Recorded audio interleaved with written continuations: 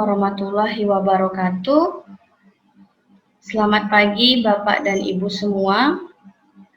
Yang terhormat Bapak Pengawas Pendidikan Kabupaten Karimun, yang dihormati Ibu Kepala SMP Negeri 1 Karimun, yang dihormati Ketua MGMP Bahasa Inggris, serta Bapak dan Ibu guru yang berbahagia.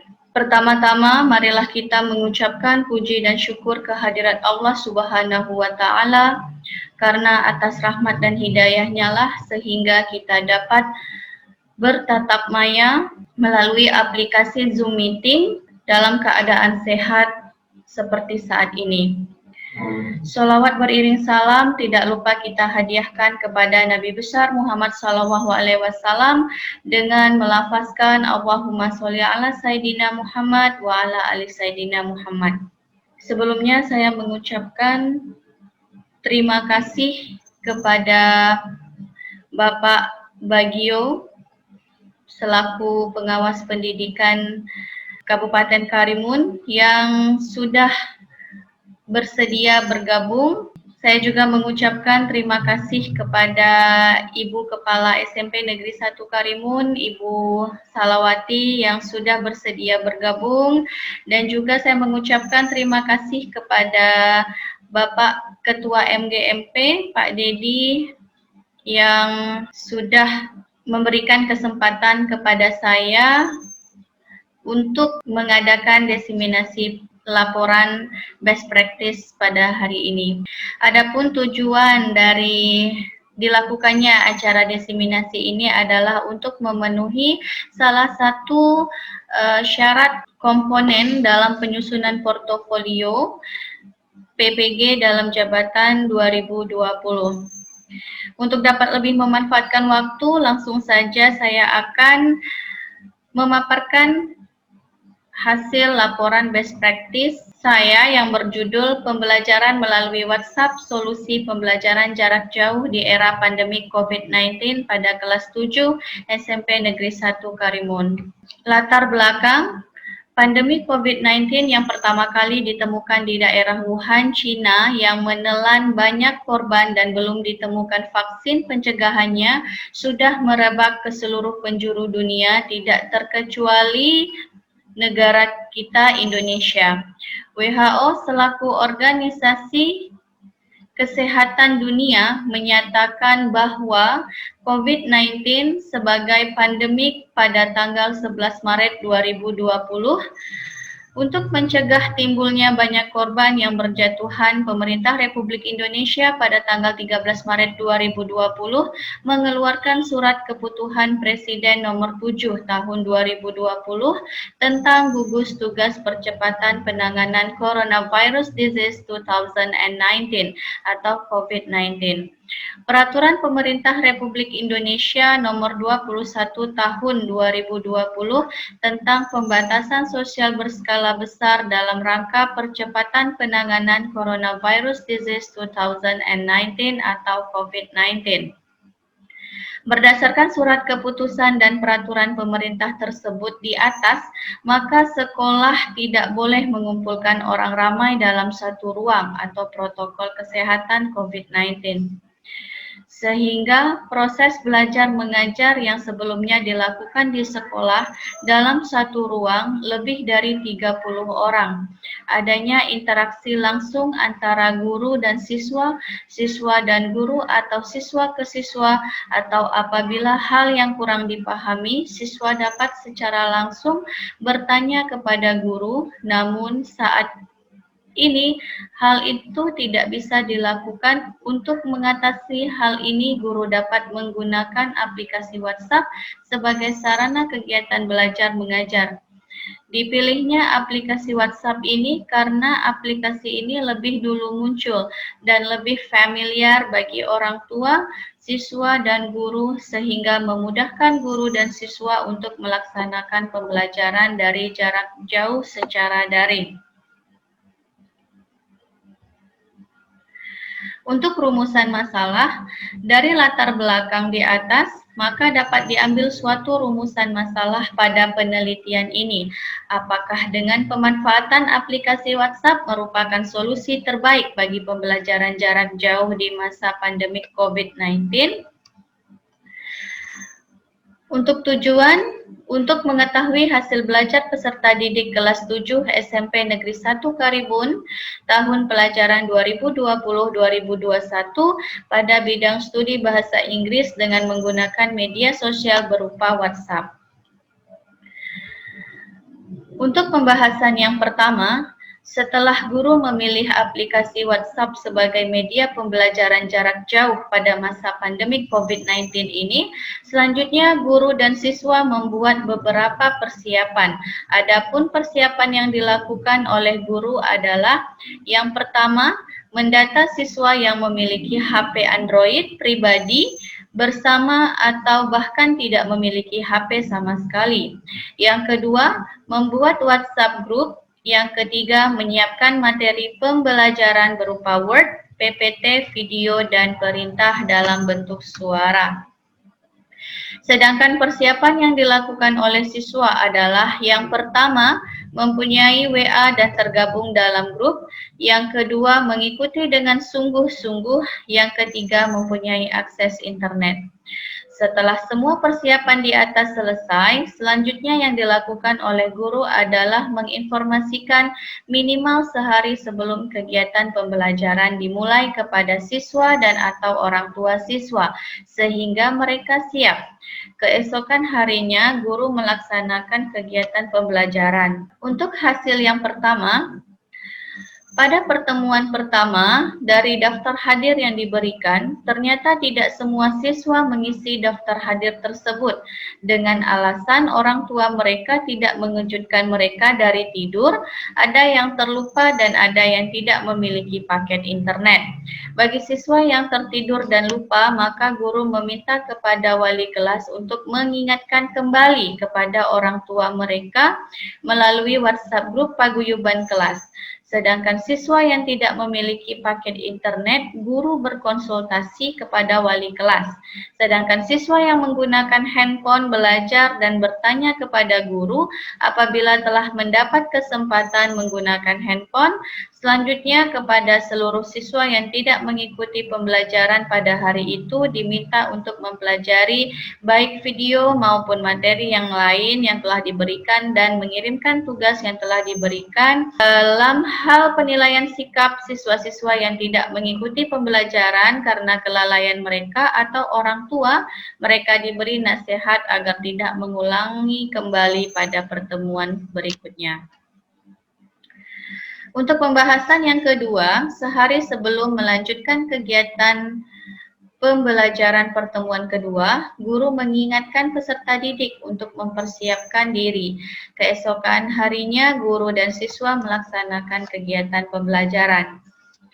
Untuk hasil yang kedua, berdasarkan daftar presensi yang diisi oleh siswa, masih terdapat siswa yang berbeda terlambat mengikuti proses pembelajaran karena terlambat bangun. Untuk siswa tersebut, guru memberikan nasihat sebagai penilaian sikap siswa dalam mengikuti kegiatan pembelajaran.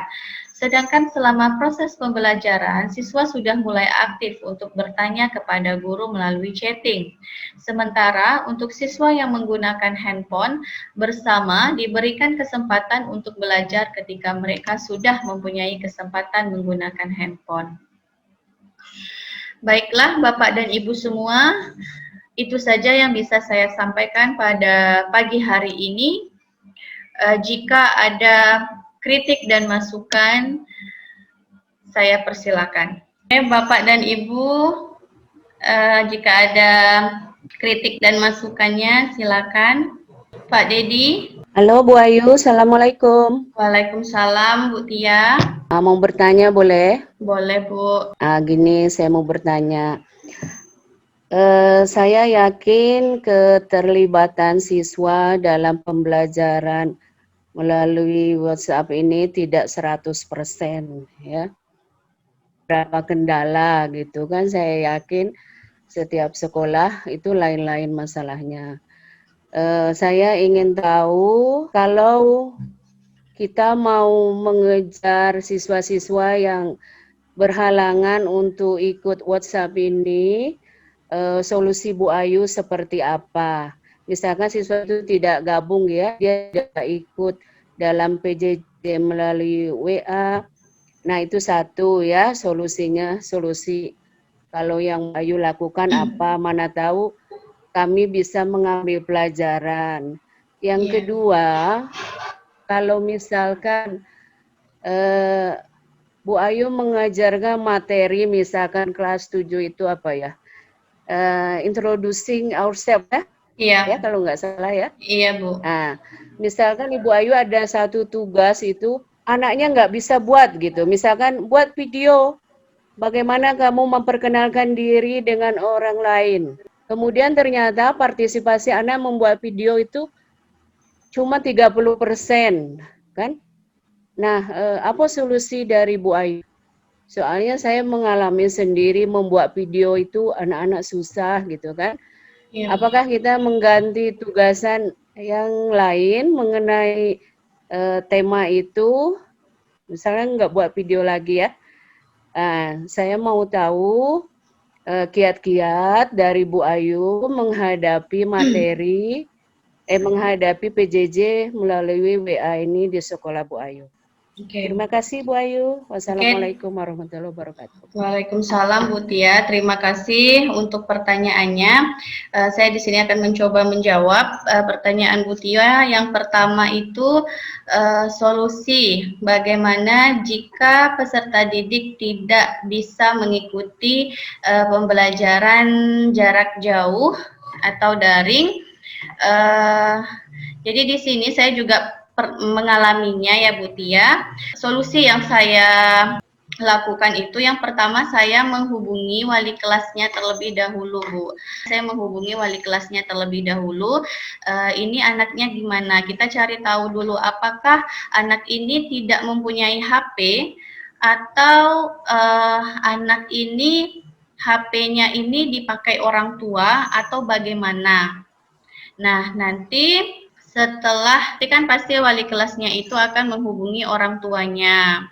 Kalau untuk anak, misalnya saya yang jadi wali kelasnya, saya juga akan menghubungi orang tuanya langsung, menceritakan apa permasalahan yang dihadapi oleh peserta didik ini, karena masing-masing kan kita mempunyai grup paguyuban. Jadi saya menghubungi orang tuanya, ya, apa yang dihadapi, kendala apa yang dihadapi oleh peserta didik ini. Oke, itu solusi yang biasanya saya lakukan, Bu Tia. Lalu yang kedua, yang masalah penugasan, misalnya kita memberikan video tentang, kita mengarahkan siswa untuk membuat video mengenai memperkenalkan diri mereka sendiri atau memperkenalkan diri orang lain. Saya pernah melakukan seperti itu, Bu Tia, dan hasilnya itu memang tidak semua peserta didik itu mengumpulkan. Jadi mungkin karena mereka itu kalau dalam bentuk video itu mungkin terlalu berat, ya Bu Tia. Jadi saya, jika anak yang tidak bisa mengumpulkan dalam bentuk video, saya menyederhanakan lagi agar mereka mengirimkan tugasnya itu dalam bentuk voice note saja, Bu Tia. Jadi langsung dari WhatsApp mereka memperkenalkan diri mereka, lalu mereka mengirimkan hasil tugasnya kepada saya. Seperti itu, Bu Tia. Bagaimana, Bu Tia? Oke, terima kasih Bu Ayu. Ide tentang voice note belum pernah saya praktekkan. Terima kasih sudah kasih share pengalamannya ya. Iya Bu Tia, sama-sama. Oke, terima kasih. Assalamualaikum. Waalaikumsalam warahmatullahi wabarakatuh. Nah, ini masukan dari saya untuk Ibu Ainun dan mungkin untuk Bapak Ibu yang lain ketika melaksanakan pembelajaran PJJ dengan menggunakan aplikasi WA maupun menggunakan Zoom Meeting ataupun Google Meet ya, ataupun learning yang lain yang Bapak Ibu gunakan, pastikan yang pertama siswa-siswi terkoneksi dengan Bapak Ibu sekalian. Nah, sekiranya ada siswa-siswi yang belum terkoneksi dengan Bapak Ibu sekalian, Bapak Ibu nanti bisa menindaklanjuti permasalahan yang ini. Apakah karena memang siswanya tidak ada jaringan pada saat itu, karena kadang-kadang kesalahan ketika kita belajar PJJ ini, ya Bapak Ibu, banyak sekali kendala yang dihadapi oleh siswa maupun guru, terutama dari jaringan internet. Ya. Yang kedua dari paket internetnya sendiri. Yang ketiga kepedulian orang tua. Ya. Kalau orang tua kurang peduli, orang tua tidak mengejutkan anaknya atau tidak mengingatkan anaknya di rumah, maka mungkin mereka juga tidak akan dapat mengikuti pembelajaran dengan baik. Oleh sebab itu, Bapak Ibu perlu kerjasama, ya, pihak sekolah, guru, wali kelas dengan orang tua. Karena pada proses pembelajaran ini ada tanggung jawab guru, ada tanggung jawab orang tua, dan ada tanggung jawab siswa. Nah, kalau ketiga-tiga komponen ini saling bersinergi, ya, insya Allah kegiatan pembelajaran ini bisa berjalan dengan lancar. Di samping itu Bapak Ibu, materi yang Bapak Ibu berikan atau tugas-tugas yang Bapak Ibu berikan kepada siswa, usahakan semenarik mungkin. Ya. Karena apa? Karena pada masa pandemi ini, kalau Bapak Ibu memberikan materi kurang menarik, ya, ini akan mengurangi motivasi siswa. Apalagi apabila misalnya di antara Bapak Ibu hanya memberikan tugas-tugas kepada siswa, ya tidak ada materi. Nah, ini akan lebih sangat membosankan sekali, sehingga nanti tujuan pembelajaran tidak akan tercapai. Oke, ini sekedar masukan bagi Bu Ainun dan bagi Bapak Ibu yang lain. Mudah-mudahan ada manfaatnya. Assalamualaikum warahmatullahi wabarakatuh. Waalaikumsalam warahmatullahi wabarakatuh. Terima kasih untuk masukannya, Pak. Izin bertanya ini Bu Ayu. Iya, Pak Dedi. Ketika kita melaksanakan PJJ lewat WA ini, bagaimana solusinya ketika ada peserta didik kita yang tidak memiliki perangkat HP sama sekali? Oke. Itu Bu Ayu. Oke. Terima kasih untuk pertanyaannya Pak Dedi. Kalau seperti pengalaman saya di sekolah, jika ada siswa yang tidak memiliki perangkat HP sama sekali, siswa tersebut mengambil tugas itu di sekolah, Pak. Lalu mengerjakan di rumah, terus nanti dikumpulkan lagi di sekolah gitu, Pak. Tapi alhamdulillah di sekolah saya itu tidak terlalu banyak murid yang tidak memiliki perangkat. Rata-rata memiliki, hampir semua siswa memiliki perangkat, walaupun bukan perangkat pribadi, tetapi perangkat bersama mungkin dengan orang tua, dengan kakak gitu ya Pak. Walaupun terlambat mengumpulkannya, mereka tetap mengumpulkan gitu. Jadi kalau menurut saya, kalau pengalaman saya itu bagi siswa yang tidak memiliki perangkat sama sekali, mereka mengambil tugasnya langsung di sekolah, Pak. Bu Ayu, terima kasih Bu Ayu. Oke, sama-sama Pak. Oke, kepada Bapak Ibu, kepada Ibu Salawati. Baik, Assalamualaikum warahmatullahi wabarakatuh. Waalaikumsalam warahmatullahi wabarakatuh. Hormati kepada Ibu Ainun yang berbahagia pada hari ini sedang melaksanakan persentase dari hasil best practice yang sudah dilaksanakan sekian waktu ya. Di dalam ini kalau saya lihat apa yang kita pada saat ini memang sedang dalam melaksanakan semuanya PJJ, jadi yang diangkat saya rasa ini cukup bagus, bisa disampaikan ke teman-teman, tidak hanya untuk menghafal bahasa Inggris, mungkin nanti juga untuk berada di sekolah ya, tidak hanya SMP 1. Kemudian dari apa yang sudah juga Bu Ayu lakukan, saya dan percaya juga kepada guru-guru yang lain melakukan. Cuman mungkin dengan berbagai model atau tipe atau mungkin hambatan-hambatan yang kita lihat di lapangan itu tidak mudah, tidak seperti apa yang kadang-kadang yang kita pikirkan atau memberikan telapak tangan. Nah, Jadi kalau masalah handphone tidak ada, mungkin bisa menggunakan orang tua. Jadi disinilah kita harus bijak dalam menyikapi. Mungkin ada kala anak-anak kita ini dalam melaksanakan tugas tidak tepat waktu, tidak sesuai jadwal, ya, tidak sesuai waktunya mungkin yang sudah diberikan.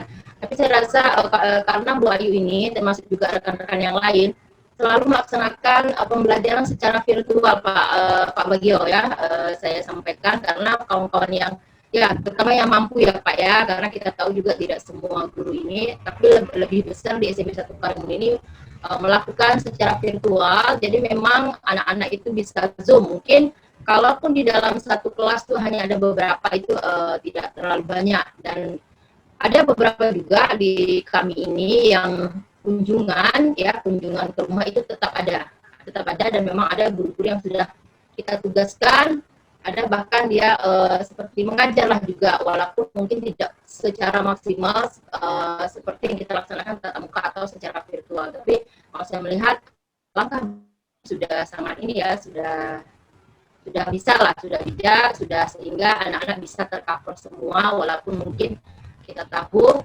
selama PJJ ini saya yakin dan percaya memang tidak bisa 100%, tetapi inilah langkah kita supaya anak kita ini tidak semakin larut, tidak semakin menganggap pembelajaran tidak ada, tetapi kita memang sebagai guru berusaha, kita jangan jangan patah semangat. Jadi saya memberikan apresiasi lah terutama untuk Ainun, Rifda, Jafayu, mudah-mudahan ini bisa terus berkelanjutan, juga untuk guru-guru saya, kawan-kawan yang di sekolah lain bisa lebih baik lagi, mungkin bisa lebih meningkatkan lagi, mungkin bisa dengan ide-ide yang lain, sehingga kita selalu memberikan anak-anak kita tuh inovasi-inovasi sehingga pembelajaran itu tidak membosankan. Saya rasa hanya itu saja penguatan dari saya selaku kepala sekolah Bu Ainun.